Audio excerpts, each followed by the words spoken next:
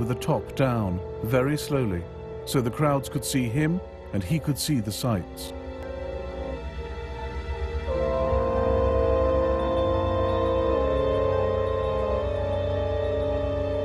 As the procession passed the first bridge, the conspirator there threw his bomb. Sitting opposite the royal couple was Oscar Potiorek. The explosion came immediately after the Archduchess's cry to drive on quickly. I was sure no damage had been done to our car, and the Archduke commented very calmly, "I've always thought something like this might happen." The bomb had bounced off the car, exploding behind it and wounding 2 officers and some onlookers.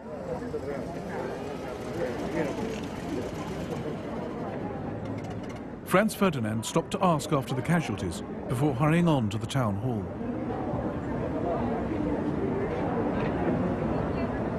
There, the mayor of Sarajevo began his official welcome speech. The Archduke interrupted. Lord Mayor, what is the good of your speeches? I come to Sarajevo on a friendly visit and someone throws a bomb at me. This is outrageous. So far, the young Bosnian's plans had gone badly wrong. Franz Ferdinand was alive, official security was now on high alert. Gavrilo Princip turned to go home, stopping on the corner of Franz Joseph Street to buy a sandwich. Then his luck changed. Franz Ferdinand had left the town hall. He should have been driven straight along the river, traveling too fast to give any other assassins a chance. But his driver took a wrong turn at the corner of Franz Joseph Street.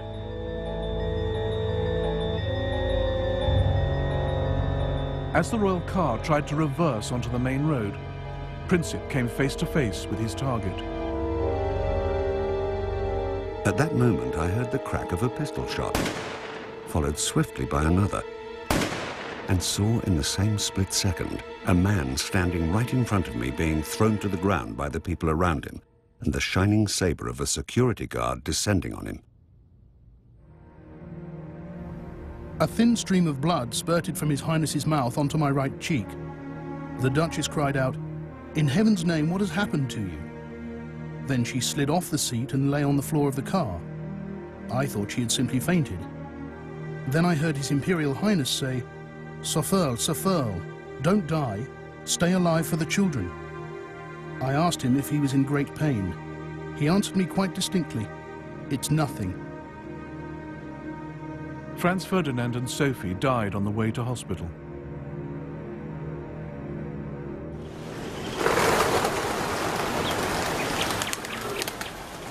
The people of Sarajevo didn't know that a clutch of Serbian army officers had secretly sponsored the assassination. But they made the same leap the world did, that Serbia had as good as pulled the trigger herself. The pro-Austrian element in the crowd went wild. The excitement of the moment turned into fury against everyone and everything Serbian. Serbian shops, schools and churches were smashed and looted. The streets choked with furniture, clothes, bicycles, books, even icons and crosses, twisted and befouled, lying in heaps in the gutters.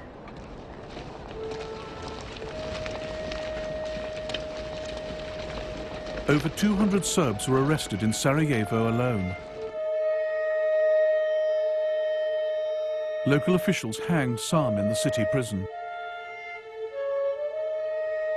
Many more died in pogroms across Bosnia and Herzegovina.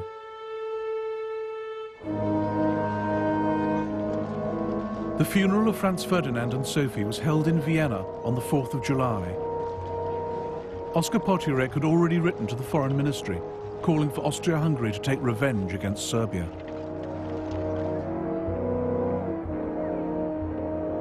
We must take the first opportunity for a destructive blow against Serbia to give the monarchy a few decades of calm internal development.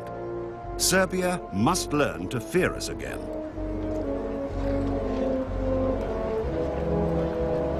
Austro-Hungarian Chief of Staff Konrad von Hertzendorf agreed. This is not the crime of a single fanatic. Assassination represents Serbia's declaration of war on Austria-Hungary. If we miss this occasion, the monarchy will be exposed to new explosions of ethnic unrest. Austria-Hungary must wage war for political reasons.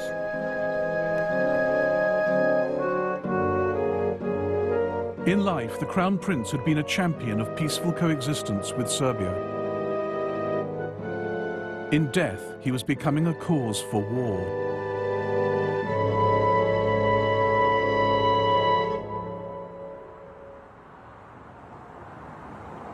The murder of Franz Ferdinand did not immediately set Europe alight. International tensions in early July remained low. But behind the scenes in Vienna, Austria-Hungary's leaders were planning how to take revenge on Serbia without getting stamped on by Serbia's powerful friends.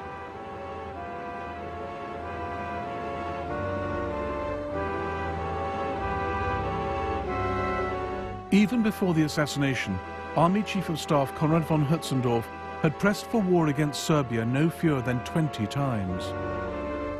Now he made his case again.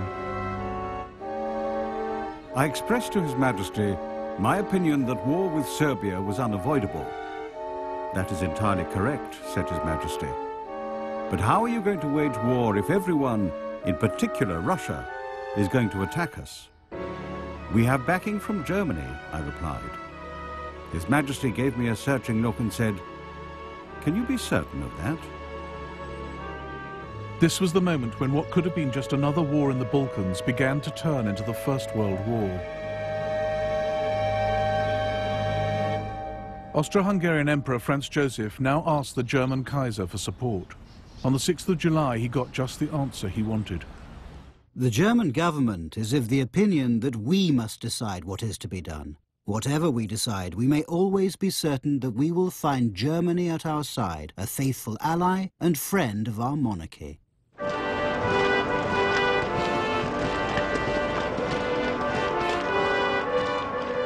Germany's crucial decision to back Austria was made with no care for the consequences. Neither the Kaiser nor his senior political and military leaders took any steps to find out what Austria-Hungary had in mind. It was an extraordinary oversight, because nothing in the Balkans happened in isolation.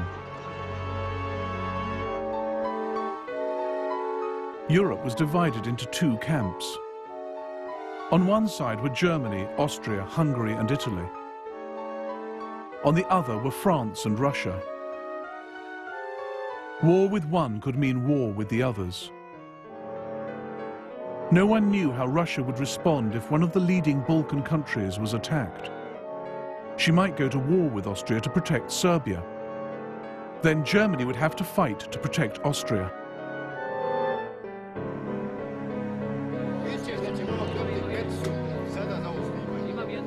The Germans thought the Russians might stay out of it. The German ambassador in St. Petersburg insisted Russia couldn't risk war for fear of internal revolution. The German foreign minister decided Austria would quietly settle with Serbia.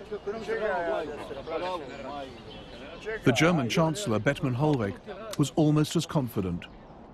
The crime of Sarajevo was reprehensible, but politically it would have the positive result of making Russia thoroughly disgusted with the Serbs.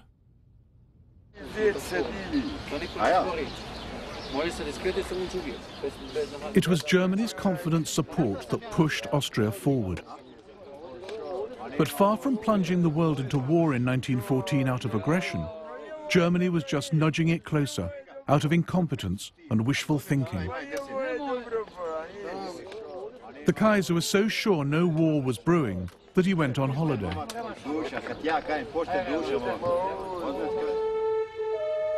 In Sarajevo, the trial of Gavrilo Princip was underway. The court had plenty of evidence to prove that Serbian army officers had helped him. And with Germany's unconditional support, that was enough for Austria. She sentenced Princip to 20 years in jail, where he died in 1918. She sent Serbia an ultimatum.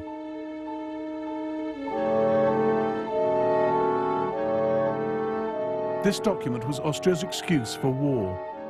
It was filled with demands so extreme and insulting that Serbia could never accept them. But just in case they did, the Austrian ambassador in Belgrade was ordered to reject any reply as unacceptable. He delivered the ultimatum at 6 p.m. on the 23rd of July, 1914.